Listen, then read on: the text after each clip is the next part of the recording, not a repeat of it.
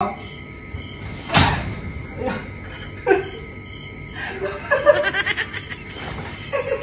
mọi người nha, chào mọi người đã tới kênh YouTube của mình. Thì hôm nay mình lại có một màn cho nữa mọi người ơi. Thì mấy bữa nay á, nhà mình làm cái mái trước sân á, nên là ông cũng không có đi làm, cũng rảnh rỗi lắm. Cũng không phải là rảnh rỗi mà kiểu rảnh buổi chiều, mọi người không có bận giống 10 hổm nữa. Thì hai anh em xong việc rồi kéo nhau qua bà Mia tới giờ chưa về nữa, ổng với điện thoại á. Thì bây giờ đợi ông về, mình sẽ thử không cho ông đụng tới luôn, sẽ không nói một tiếng gì luôn để xem coi phản ứng ông như thế nào nha mọi người. Ok, bây giờ thì đợi ông về thôi. Ok mọi người nha, thì bây giờ đợi ông về thôi. Chắc đợi tới ngủ gục luôn đúng không? A few moments later.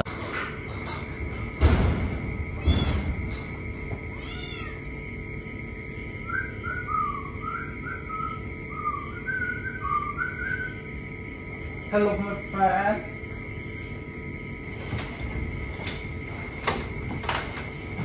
Đi buồn nè, nằm đây chi vậy?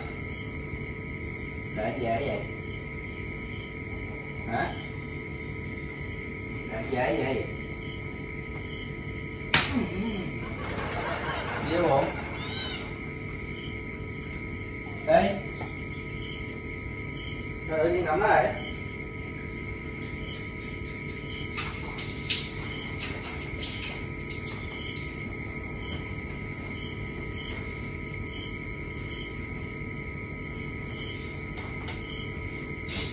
Có đập đá không á?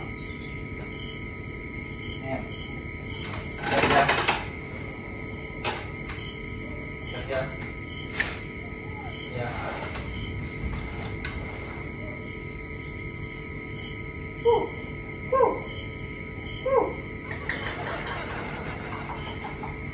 Gì vậy? Hả? Dạ.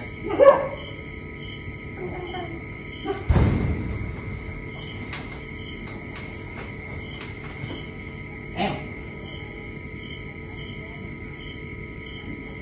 ơi.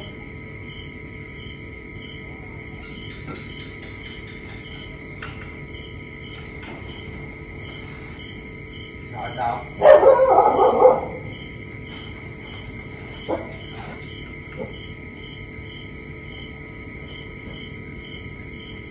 Chưa buồn nè.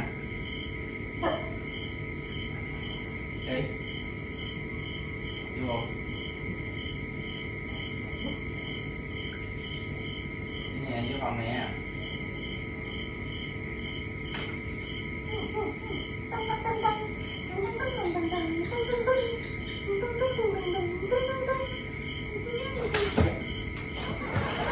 Gì trời? Tao hả? Đi. Đi.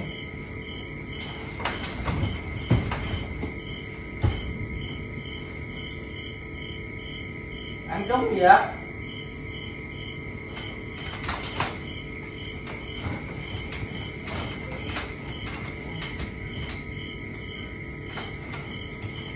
Ăn vậy?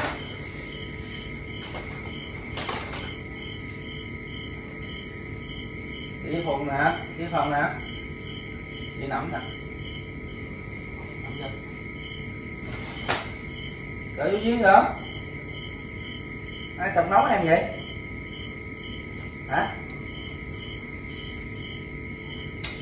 Dạ. Dạ trúng một muỗng á. Đi phòng nè. Con ngủ hả? Để nằm vô không? Để tới giờ rồi. Đi. Dạ. Tới giờ trả bài rồi nè, đi vô. Giờ tới giờ em trả bài cho cô giáo rồi nè. Đi, vô nằm chờ này nha. Đi. Làm gì vậy? Ai chọc em? Anh làm gì em đâu?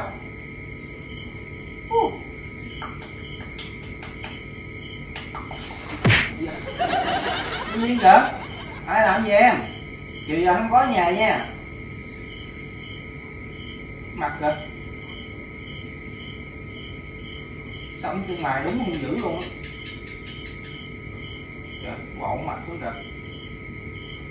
Trời ơi.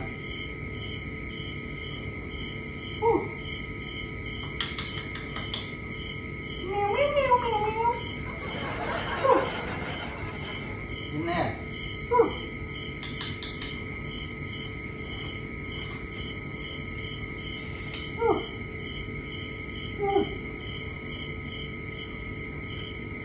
Hết tiền rồi. Hết tiền thôi. Đi phòng em. Làm gì em? Giờ cặp em mà làm gì vợ vậy?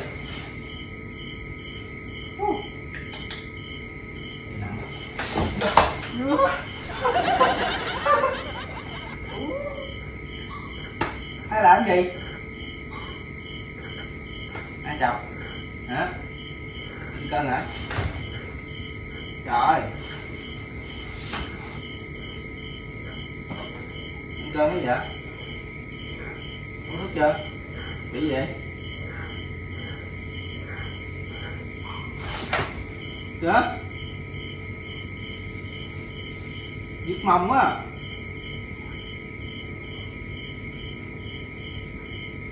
Đi với họ. Đi.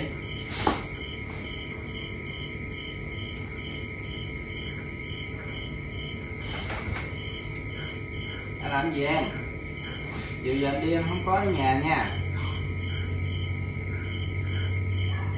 Anh làm gì quạo? Rút tay luôn mà.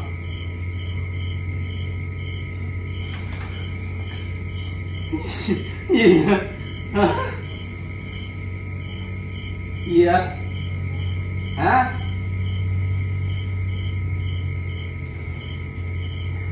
Làm gì vậy? Anh có làm gì em đâu. Anh làm gì em đâu mà em làm gì vậy? Phát hiện gì vậy hả? Phát hiện gì hả? Anh đâu có giấu gì đâu. Anh chỉ có giấu mấy con bò nhít thôi à.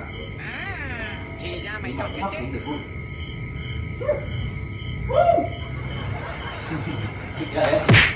Đi vô phòng này làm gì vậy? Đi tới thử. Trời trời trời.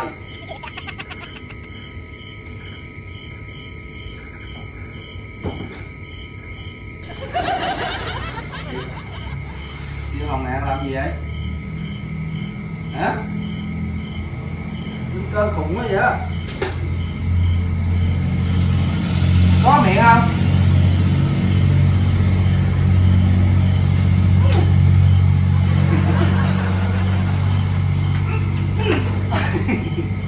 Gì vậy hả?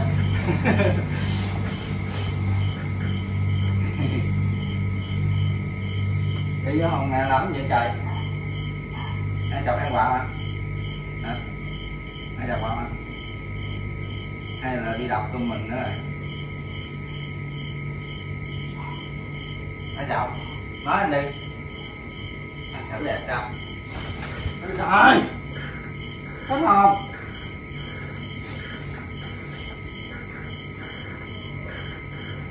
Em.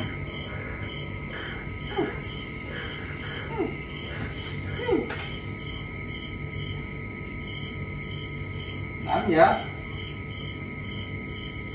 Tự nhiên nhìn là biết không? Thích lờm không?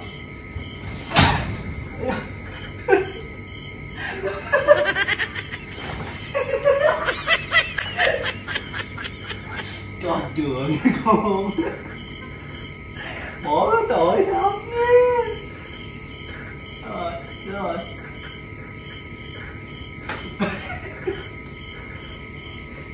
Chết kìa con. Sao vậy?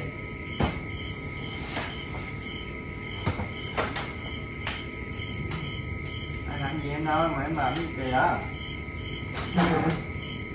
Coi. Đơm đó coi quả báo.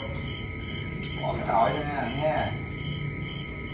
Không ai làm gì cũng quả.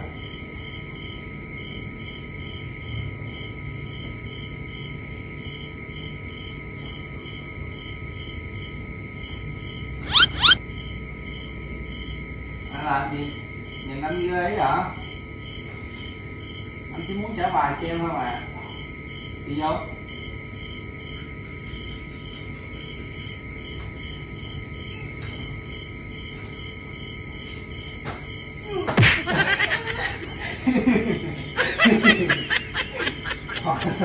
Con đừng gì nhưng ngỏi hay ngỏi hay ngỏi ngỏi hay ngỏi.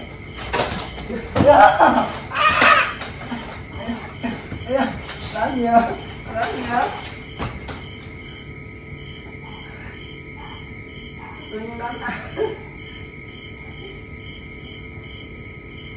Ai chọc em nói vậy, nói nghe đây.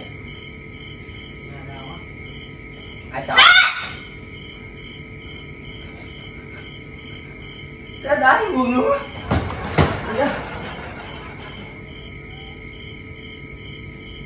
Nói nhờ.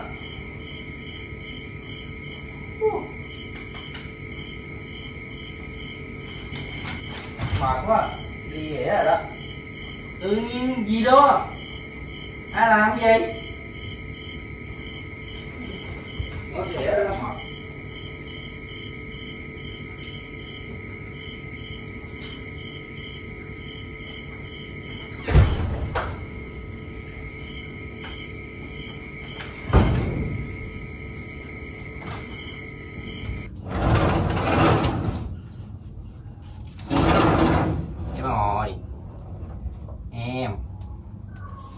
Em mà sao dạ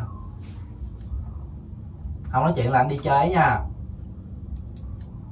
Đi á, anh đi chơi thiệt á. Anh đi đó. Nín thinh là cho á nha. Vậy thôi đi theo đi chơi.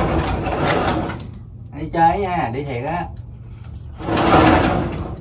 2 hours later.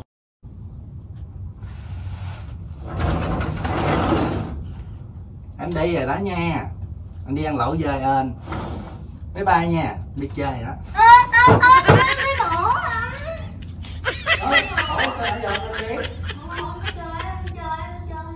Thôi đi rồi. Đi ra.